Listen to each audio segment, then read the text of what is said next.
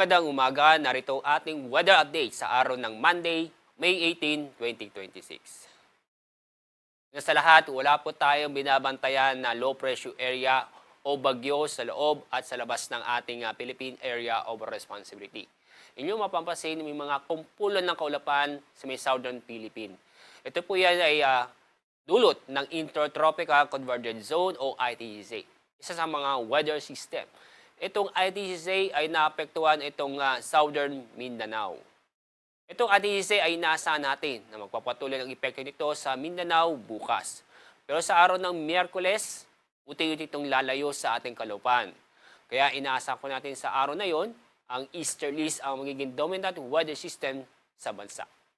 Pero sa araw na ito, o sa ating lagay na panahon sa araw na ito, asahan ang maganda at maliwalas ang panahon ang inaasahan ko natin sa Luzon.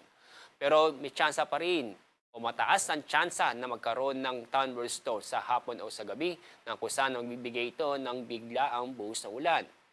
Sa Metro Manila, mataas pa rin ang temperatura na aabot ng 33 degrees Celsius.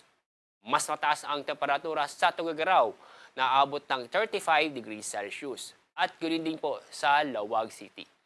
34 degrees Celsius naman ang inaasahan sa Legazpi City. Dako tayo sa lalaming bahagi ng ating bansa. Dahil sa Intertropical Convergence Zone, asahan ang maulap na kalangitan na may mga kalat-kalat na pag-ulan at thunderstorm sa Zamboanga Peninsula, Barm, at ganoon din sa Davao Region. At ganoon, kasama na rin po ang Sog Sargent. Kaya sa mga kababayan po natin sa mga nabanggit na lugar, ay asahan natin ng mas bawasan ang init na panahon dahil sa inaasahan po natin mga kalat-kalat na pag-ulan.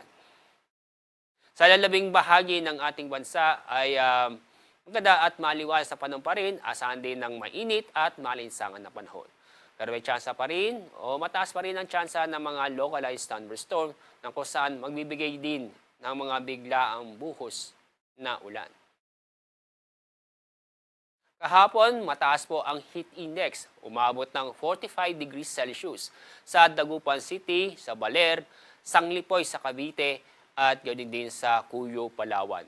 Sa Metro Manila, umabot ng 40 hanggang 43 degrees Celsius.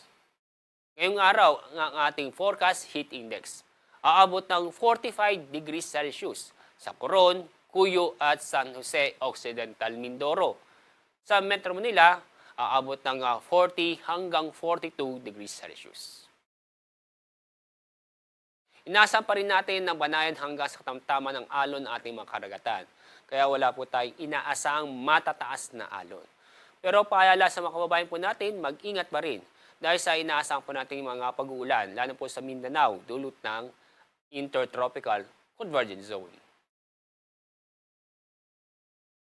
Ang araw sisikat sa ganap na 5:28 ng umaga. Ang araw lulubog sa ganap na 6:17 ng hapon.